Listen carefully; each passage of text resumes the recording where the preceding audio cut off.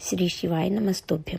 हर हर महादेव। दोस्तों, इस वीडियो में गुरुजी आपको एक ऐसा उपाय बताएंगे जो केवल शुक्रवार को ही करना है, क्योंकि भगवान शंकर ने यह मंत्र केवल शुक्र ग्रह को ही दिया था। एक मंत्र मैं तुम्हें देता हूँ, दुनिया के लोग उसे संजीवनी मंत्र कहेंगे।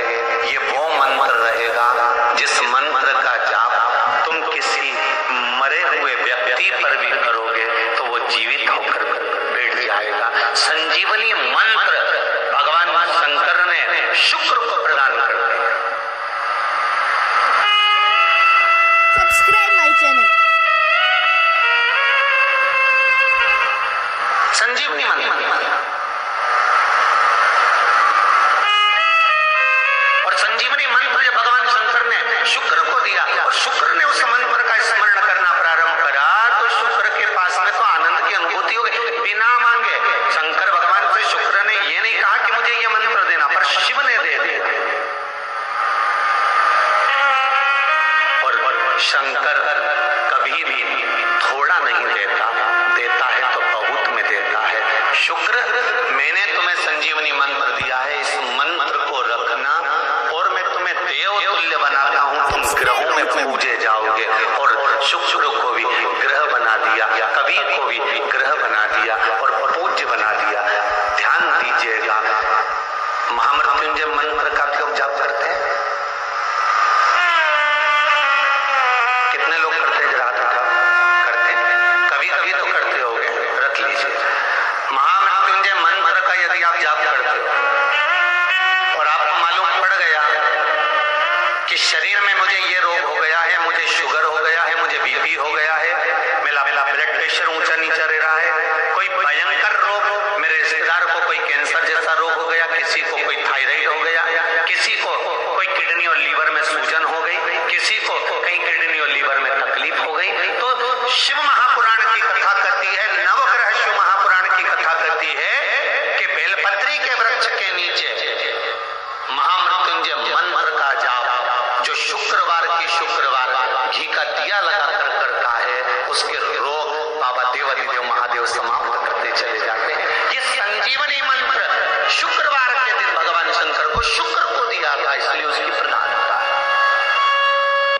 है आपके जीवन में अगर कोई ग्रह अनिष्टता प्रदान कर रहा है तो निवेदन है, शंकर के मंदिर में जो कलश लेकर आप जाएं, जल लेकर जाएं, उस कलश में मात्र अक्षत के 2 दाने डालकर ले जाएं, मात्र 2 अक्षत के दाने।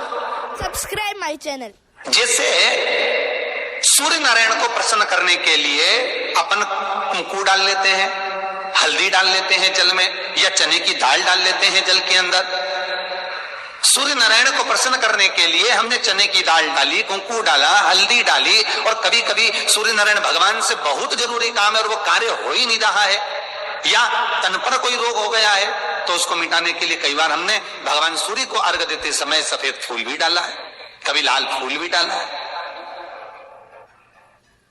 उसी तरह भगवान शंकर से निवेदन करने के लिए, हमारी ग्रह दशा सुधारने के लिए जल के पात्र में 2 अक्षत के दाने, अक्षत भी पूर्ण अक्षत, पूर्ण अक्षत, खंडित नहीं, पूर्ण अक्षत भगवान शंकर को समर्पित कर देना।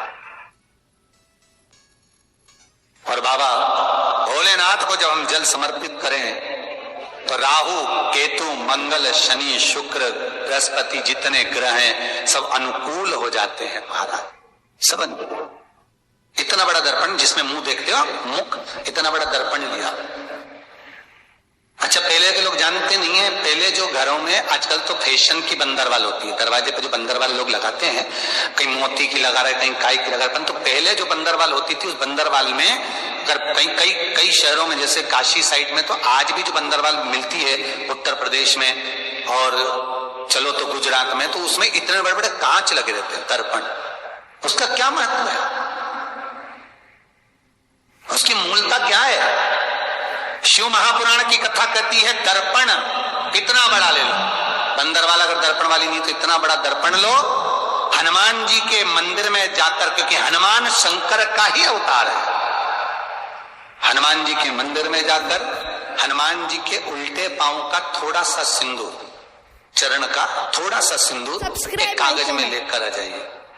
और हनुमान जी के छोटे भाई, हनुमान जी 6 भाई हैं, उसमें गतिमान, हनुमान जी के छोटे भाई गतिमान का नाम लो और गतिमान का नाम लेकर उस दर्पण पर सिंदूर से त्रिशूल बना दो। सिंदूर से त्रिशूल बनाकर उस दर्पण को घर के बाहर, दर्पण का मुख बाहर की ओर, ऐसे बाहर की ओर मुख कर कर दर्पण को घर के बाहर या दरवाजे पर, बिल्डिंग पर, ऊपर जाली में, फ्रंट में, कहीं पर भी उसको लगा दीजिए। महाराज केवल शंकर का स्मरण कर कर, गतिमान का नाम लेकर, हनुमान के उल्टे पांव का सिंदूर का त्रिशूल बनाकर जो दर्पण को लगा देता है, आपको 1 महीने के अंदर अंतर मालूम पड़ जाएगा कि पिछले जो महीने निकले हैं उस महीने का अंदाजा लगाना कि घर में लोग कितने बीमार पड़ते थे और इस दर्पण को लगाने के बाद बीमारी कम हुई कि नहीं हो कम तो ठंडा कर देना, क्या जा रहा है, पर करके जरूर देखना। विश्वास रखकर करोगे, भगवान शिव का अनुमोदन कर कर, भगवान शंकर पर विश्वास रखकर करोगे तो बीमारी घेर नहीं सकती।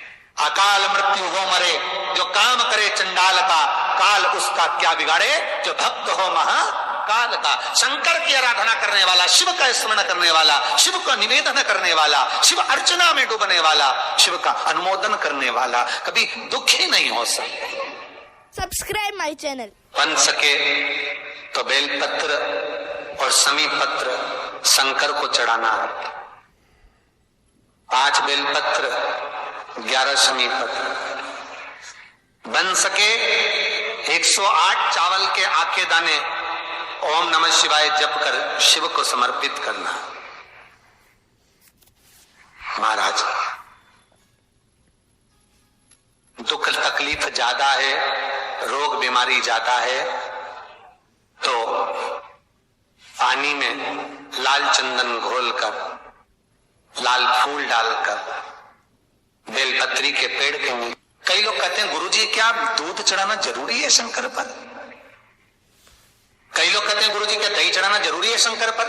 शहद चढ़ाना जरूरी है? घृत चढ़ाना जरूरी है? शक्कर चढ़ाना जरूरी है? शिव महापुराण की कथा कहती है 5 चीजें शंकर भगवान पर चढ़ती है। दूध अर्थात घर में लक्ष्मी की वृद्धि करता है, इसलिए चढ़ाया जाता है। दही शंकर भगवान पर इसलिए चढ़ाते हैं क्योंकि यह परिवार को जोड़ता है। जिसके परिवार में क्लेश ज्यादा होता है, जिसके परिवार में आपस में तकरार ज्यादा होता है, उसको दही जोड़ता है। Subscribe my channel. शहद घर में चिड़चिड़ प्रवृत्ति को समाप्त करता है। घी रोग को समाप्त करता है। शक्कर मिष्ठान घर में यदि लक्ष्मी आकर जा रही हो तो मिष्ठान समर्पित किया जाता है, इसलिए पंचामृत स्नान का भाव शिव महापुराण कहती है।